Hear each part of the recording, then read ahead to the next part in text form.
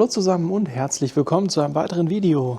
Es ist vollbracht, nicht ganz. Ja, ihr könnt es sehen, wenn ich die Kamera ein wenig schwenke. Die Halle steht jetzt deutlich voller als beim letzten Video. Und wir sehen Reifenwuchtmaschine, Reifenaufziehmaschine, Waschtisch, Hebebühne und viele andere Kleinigkeiten wie Kompressor und so weiter und so fort. Meine mobile Hebebühne.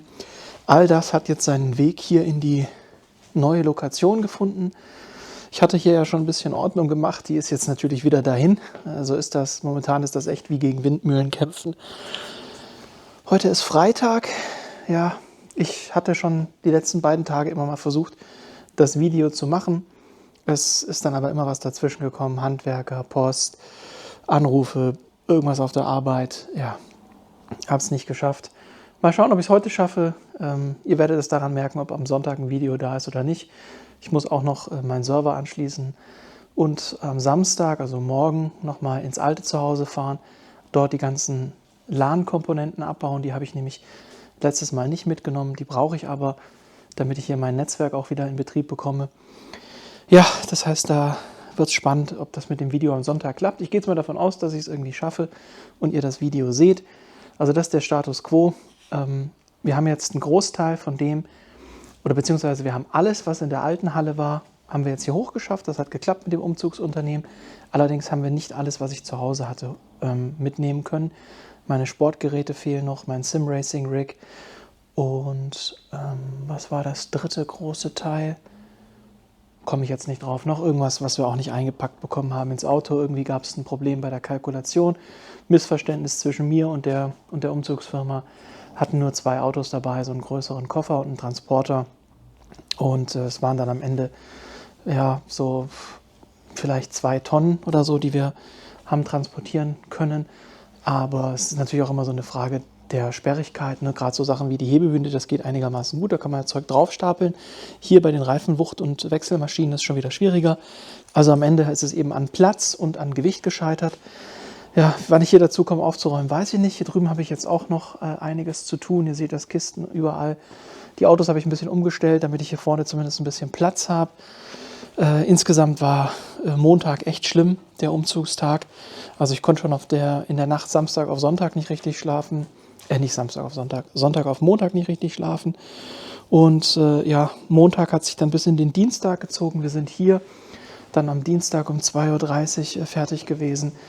Dann komme ich hier an, es geht keine Heizung, weder hier in der Halle noch drüben im Bungalow. Es ging keine Dusche, also es war echt, der Dienstag war echt hart. Dienstagabend konnte ich dann duschen, Heizung ging dann auch. Ja, jetzt hatte ich bis gestern hatte ich auch keine Heizung im Schlafzimmer, da war irgendwie das Thermostat noch defekt. Das haben wir jetzt heute repariert. Ja, und ihr seht, ich habe hier jetzt gestrichen. Ich denke, hier oben kann man jetzt den Übergang erkennen. Ich habe es nicht bis ganz oben gestrichen, das ist mir jetzt einfach zu viel. Man sieht da jetzt hier den Übergang. Hier konnte ich auch noch nicht streichen, hier steht noch Gerümpel. Jetzt muss ich erst den Boden noch fertig bekommen. Den habe ich ja schon angefangen zu streichen. Den werde ich jetzt hier noch streichen im vorderen Bereich. Dann kann ich hier Möbel stellen, kann endlich mal anfangen, ein bisschen was einzuräumen. Denn hier habe ich auch gestrichen, hier ist jetzt auch schön weiß. Natürlich auch wieder nur bis zur Kante, ne? Also nicht bis ganz hoch. Bin ja kein Basketballspieler. Ja, es ist alles mega chaotisch, es ist echt super anstrengend, aber da muss ich jetzt durch. Hier drüben im Büro ist ein bisschen was passiert, noch nicht mega viel, ja, zumindest steht jetzt schon mal ein PC, der Videoschnitt-PC, den Server, den muss ich dann noch anschließen, aber wie gesagt, dafür brauche ich auch noch meine Netzwerkkomponenten, die hole ich morgen aus dem alten Zuhause. Ja, dann meine Monitorarme, die habe ich auch, konnten wir auch nicht mitnehmen, die brauche ich noch für die anderen beiden Monitore. Dann, wie gesagt, das ganze Kabelzeug, das kann ich dann anfangen aufzuräumen, wenn im anderen Zimmer ein paar Möbel stehen. Es ist wirklich, ja, allein, wie gesagt, die Geschichte, dass auch im Bungalow noch gebaut wurde und immer noch Baustelle ist. Heute sollen sie jetzt fertig werden. Das heißt, heute kriege ich dann auch endlich die Waschmaschine und so angeschlossen. Das wäre schon ganz gut. Ansonsten Internet habe ich jetzt seit gestern oder vorgestern auch erstmal provisorisch. Habe mich hier jetzt für Starlink entschieden. Die Schüssel liegt jetzt einfach im Gras. Das heißt, abends räume ich die halt immer rein. Die muss ich dann, wenn ich die Leiter geholt habe von zu Hause, hier draußen am Dach montieren. Dann sollte das auch klappen. Wie gesagt, wenn ich dann vielleicht heute oder am Sonntag mit dem Boden hier fertig werde, dann kann ich endlich anfangen, Möbel zu stellen und einzuräumen. Und ja, wie gesagt, ich werde dann hier auf der Wand so ein bisschen Stauraum schaffen.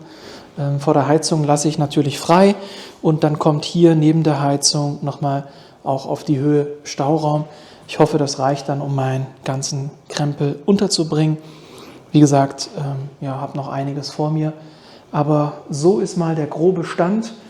Ich habe auch schon ein bisschen in den ersten Tagen, wo ich noch keine Heizung hatte, also am Dienstag und Mittwoch, da habe ich dann hier ein bisschen mit dem Holzofen geheizt. Das ging, aber drüben habe ich tatsächlich einen Heizlüfter verwendet im Bungalow, sonst wäre das nicht gegangen. Dann habe ich hier so Rangier, das kann ich euch auch noch zeigen, die sind wirklich praktisch, so Rangierheber gekauft. Das ist echt super.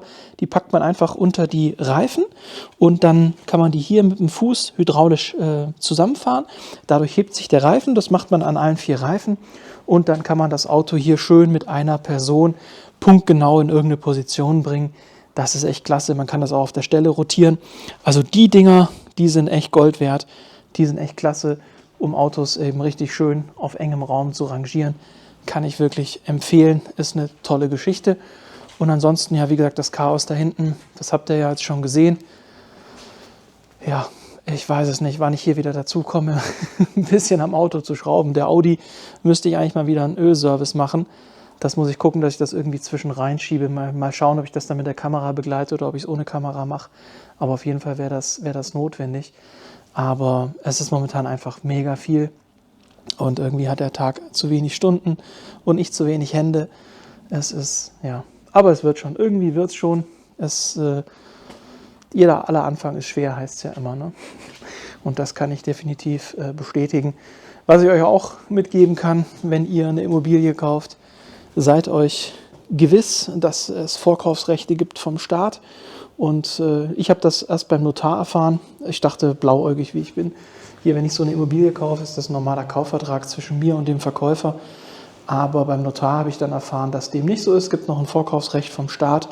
Der Staat kann sich dann nach notariellem Kaufvertrag noch ein halbes Jahr Zeit lassen, um zu prüfen, ob er nicht die Immobilie kaufen möchte, für die man sich interessiert. Das hat das Ganze verzögert, deswegen ist jetzt auch Winter geworden. Ansonsten hätte ich das hier alles schön im Sommer machen können. Insofern, danke Merkel. Nee, kann ja Merkel nichts dafür, aber ist halt irgendwie schon wieder so ein Ding, wo ich mir denke, warum hat der Staat solche Sonderrechte? Was ist mit Grundgesetz Artikel 3? Ja, aber so ist es eben. Gut, der Staat ist ja auch kein Mensch, ne? Insofern zählt wahrscheinlich Artikel 3 gar nicht. Aber auf jeden Fall, ja, wie gesagt, wenn ihr eine Immobilie kauft, seid euch gewiss, es gibt dieses Vorkaufsrecht und das kann euch halt ein bisschen einen Strich durch die Rechnung machen in Sachen Zeitplanung. So ging es mir und dann hat sich das alles nach hinten verzögert und jetzt ist es eben Winter, jetzt ist es kalt und plus eben noch diese Umbauarbeiten im Bungalow, die länger gedauert haben. So kommt dann halt eine Kleinigkeit mit der anderen zusammen und am Ende verzögert sich alles. Ja. Jetzt, ja, ich, wie gesagt, habe auch irgendwie, tut mir leid, gar nicht so richtig Muße, weil eben momentan alles so ein bisschen viel ist. Ich hoffe trotzdem, ihr habt einen kleinen Überblick bekommen über den aktuellen Status. Ihr seht ja, es ist wirklich Chaos. Ich hoffe, dass es nächste Woche ein bisschen besser ist. Ich kann es aber natürlich nicht versprechen. Drückt mir die Daumen, dass ich hier gut vorankomme und dass es bald wieder Auto-Content gibt, weil ich will ja den Opel auch endlich mal in Richtung TÜV bekommen und die Ventildeckel und die Ventildeckeldichtung noch machen. Ja. So ist also der Stand. Jetzt seid ihr informiert. Und wie gesagt, wenn ihr Immobilien kauft, seid euch gewiss dieses Vorkaufsrechts. Das kann einem dann nochmal die Planung ein wenig zerstören. Deswegen, dass ihr das mal gehört habt, dann habt ihr das im Hinterkopf und könnt das sozusagen in eure Planung mit einbeziehen. Ist nämlich auch wirklich unangenehm bei mir zum Beispiel mit dem Kredit. Dann hat man eben einen Kredit schon unterschrieben, aufgenommen, geht dann zum Notar und erfährt da dann, so war es jetzt bei mir, dass es eben dieses Vorkaufsrecht gibt. Da ist dann halt auch nicht mehr so einfach, sozusagen das Ganze rückabzuwickeln, weil man ja schon den Kreditvertrag abgeschlossen hat. Deswegen wirklich wichtig für euch, also zumindest finde ich das eine wichtige Information. Ich hätte mich gefreut, wenn ich das früher gewusst hätte, dass es dieses Vorkaufsrecht vom Staat gibt. Jetzt habt ihr es gehört. Wenn ihr mit dem Gedanken spielt, euch was zu kaufen, behaltet das im Hinterkopf, dass ihr da sozusagen nach notariellem Kaufvertrag noch nicht wirklich Besitzer, geschweige denn Eigentümer seid. Da wird auch nochmal unterschieden. Es gibt Besitzer und es gibt Eigentümer. Besitzer ist man sozusagen mit Abschluss des notariellen Kaufvertrags und der positiven Rückmeldung, oder der negativen Rückmeldung, dass der Staat nicht von seinem Vorkaufsrecht Gebrauch macht. Dann ist man sozusagen Besitzer. Und Eigentümer ist man dann aber erst, wenn die Immobilie im Grundbuch umgeschrieben ist. Und wenn die Immobilie umgeschrieben ist im Grundbuch, erst dann darf man bauliche Veränderungen vornehmen. Also ja, ist wie immer halt Deutschland kompliziert. Will euch jetzt hier auch nicht mit den Details nerven. Wie gesagt, ihr habt jetzt ein paar Stichpunkte gehört, wenn ihr mit dem Gedanken spielt. Macht euch da schlau, behaltet das im Hinterkopf, dass ihr nicht in ähnliche Probleme lauft wie ich oder beziehungsweise halt ähnlich überrascht seid. Ich hoffe, es war was bisschen Hilfreiches dabei. Vielleicht, wie gesagt, hilft das ja die Info mit dem Vorkaufsrecht und diesem Besitzer- und Eigentümerstatus. Jemand, der in die Richtung tendiert, sich etwas Eigenes zu kaufen. Insofern würde mich freuen, wenn ihr beim nächsten Mal auch wieder mit dabei seid. Ich hoffe, dann gibt es hier mehr Fortschritt zu vermelden und zu sehen. Bis dahin euch eine gute Zeit und ciao.